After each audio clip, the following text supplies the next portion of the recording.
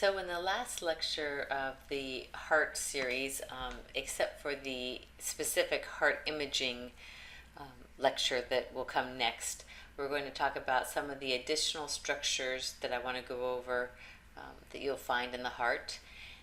One of them is a pericardial sac. The pericardial sac is a double membrane sac that sits around the outside of the heart and covers the heart. So you can see that they've opened up the chest cavity and taken out the heart here. You can see the superior vena cava and the pulmonary trunk, or the pulmonary arteries. This is the ascending aorta, and these are the pulmonary veins here, and the inferior vena cava. So we're taking a look at the right side of the heart, the patient's right side, and the superior and inferior vena cava would come into the right atrium. So we've removed the heart and we're taking a look at that side. And this is the pericardial sac here. And you can also see a faint outline of it here. This white line that goes all the way around the heart is the pericardium. And they show it as the cut edge of the pericardium, as if they've just sliced that and removed the white filament from outside around the heart. And then the other thing that we talked about in a prior slide is the right and left auricles. And here you see the right auricle coming across, and as part of the right atrium. It was at one point or thought to be an extra area where some of the blood could go into to help with the filling of the heart.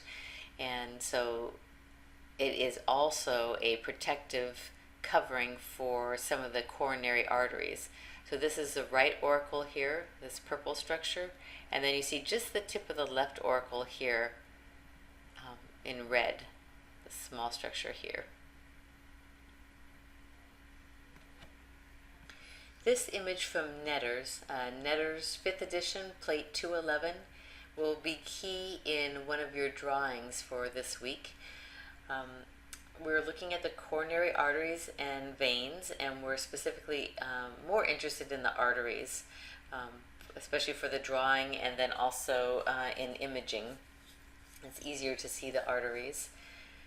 You'll notice that the arteries both come off the aortic root. So we have a left coronary artery here branching into the circumflex branch of the left coronary artery, and then also the anterior interventricular branch, or the left anterior descending branch of the coronary artery.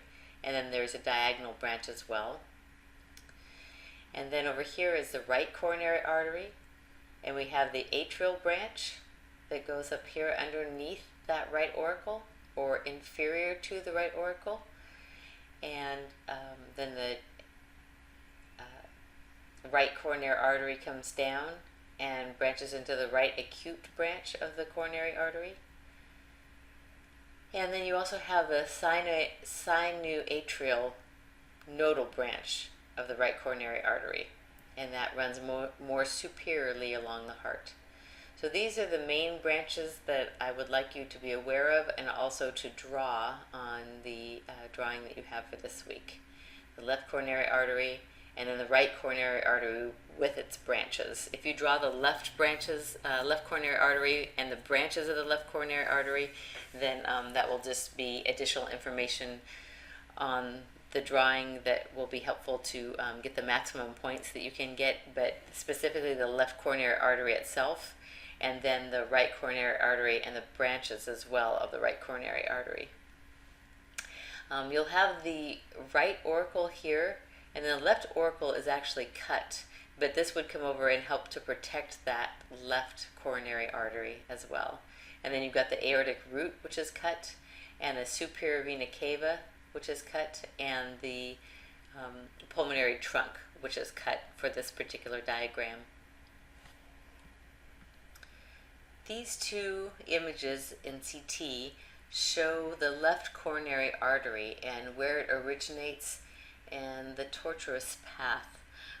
The aortic root is here, and you can see the origin of the left coronary artery as it takes off from that aortic root, and it passes inferior, posterior, and to the left of the pulmonary trunk, So it kind of makes this curve around posterior to the pulmonary trunk, and the pulmonary trunk arches over the top of it, and then it goes off to the left.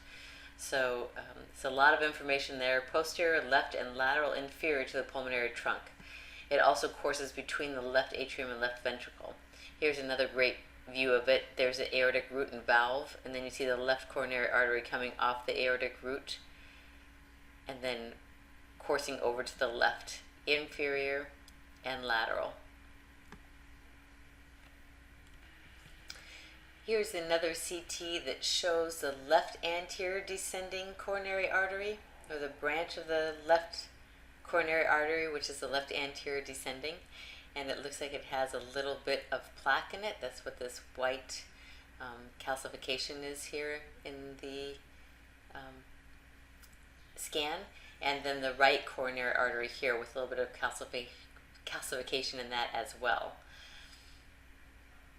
And the right coronary artery courses between the right atrium and the right ventricle. There is venous drainage of the heart as well, and I just wanted you to see this so you would be aware of it. There are several veins coming up on the outside of the heart from inferior to superior, joining up to create this coronary sinus and the great cardiac vein. So just be aware that there is venous drainage of the heart as well.